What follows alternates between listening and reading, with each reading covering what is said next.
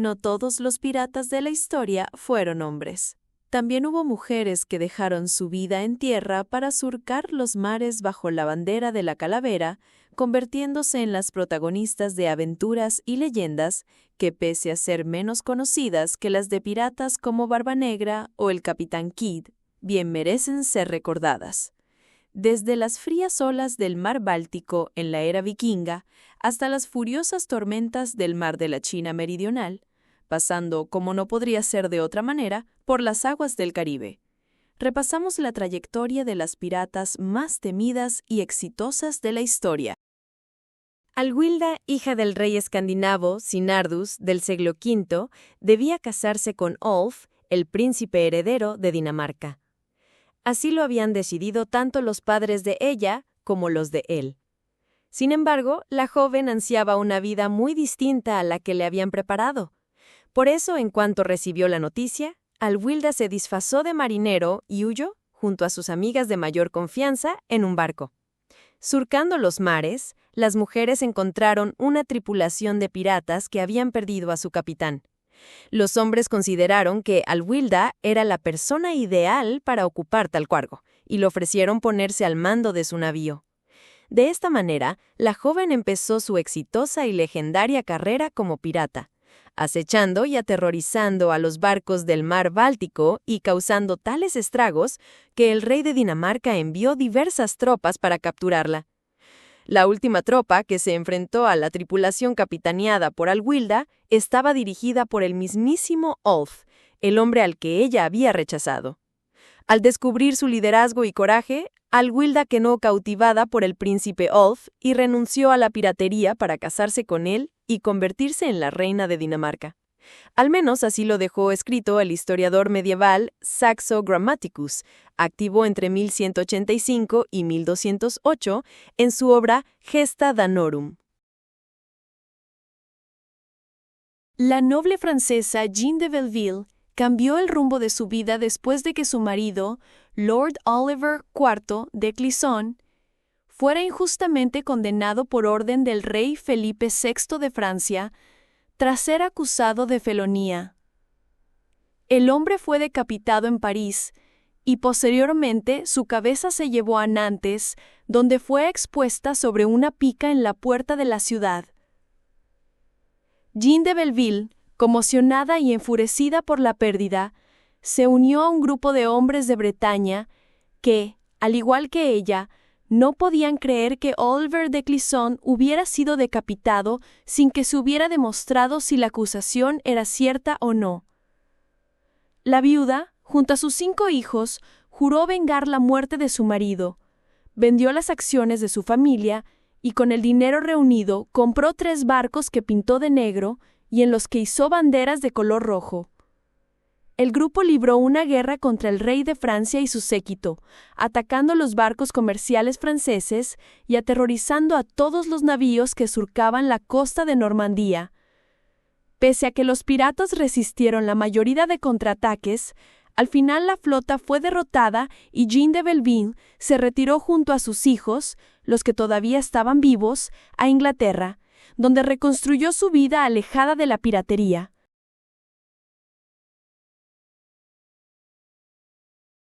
Grace O'Malley, apodada Granwall o La Calva, por llevar el pelo muy corto, fue una importante pirata y figura del folclore irlandés.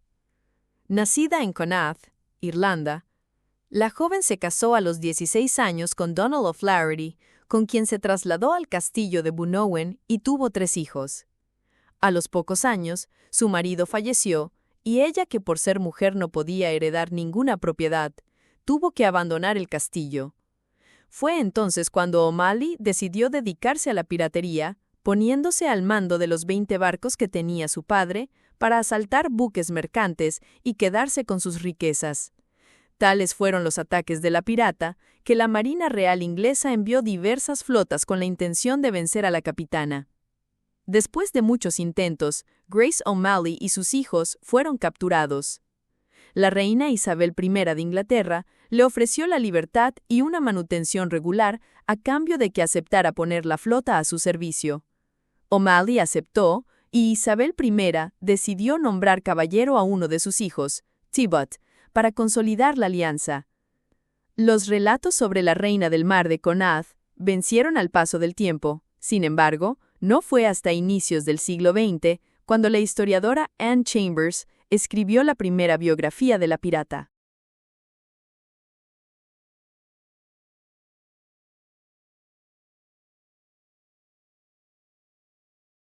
Anne Bonny y Mary Read nacieron a finales del siglo XVII, la primera en Cork, Irlanda, y la segunda en Plymouth, Inglaterra, tal y como quedó registrado en la antología biográfica Historia General de los Robos y Asesinatos de los más famosos piratas, publicada por el capitán Charles Johnson en 1724.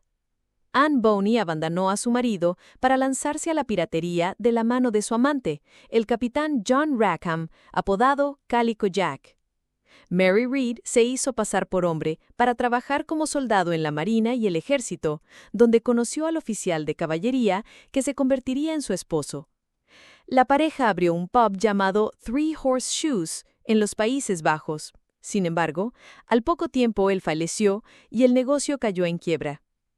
Arruinada, Mary Read decidió embarcarse de nuevo para trabajar en el Mar del Caribe, donde su barco fue capturado por la tripulación de Calico Jack en 1717. Para librarse de la muerte, Mary Read se unió al séquito de John Rackham, convirtiéndose así en la segunda mujer a bordo después de Anne Bonny. Estos famosos piratas saquearon barcos y lucharon en las aguas del Caribe, hasta que en 1720 fueron capturados por las autoridades cerca de Jamaica. Cuando el barco de Rackham fue atacado, las únicas que lo defendieron fueron Anne Bonny, Mary Read y otro hombre, ya que los demás, incluido el capitán, se habían emborrachado y estaban ebrios bajo cubierta.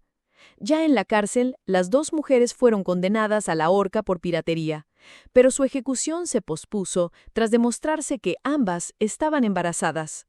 Un año después, Mary Read murió en prisión a causa de una fuerte fiebre, y Anne Bonny consiguió escapar, alejándose de su pasado como pirata sin dejar rastro.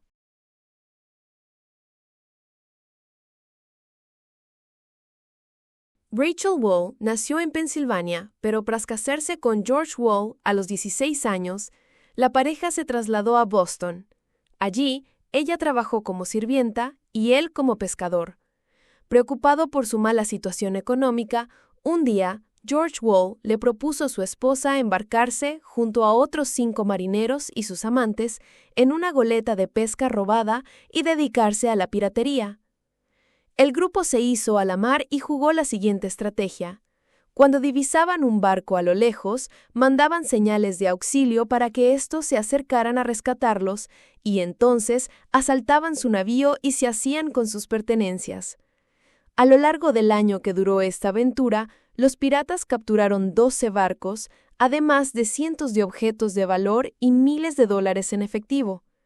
Finalmente, durante una tormenta, la embarcación de los piratas sufrió daños irreparables y los marineros tuvieron que regresar a Boston.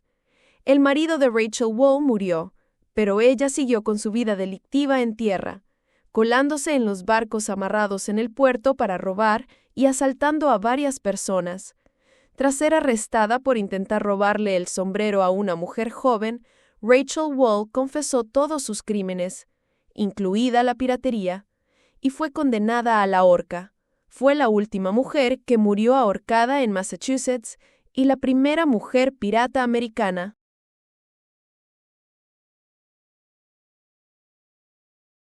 Dicen que Qin Shi fue la pirata más exitosa de la historia y la persona que comandó una de las flotas más grandes del siglo XIX, compuesta por 2.000 barcos.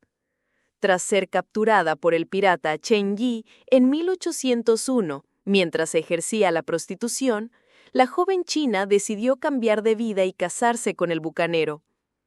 Juntos libraron múltiples batallas, entre ellas uno en Vietnam, donde adoptaron a un niño al que llamaron Zhang Bao. Cuando su marido falleció, Qin Shi ya había configurado una coalición pirata formada por 400 barcos y aproximadamente 50.000 marineros. Para mantener el orden entre los piratas de su grandiosa tripulación, la capitana estableció un estricto código de conducta.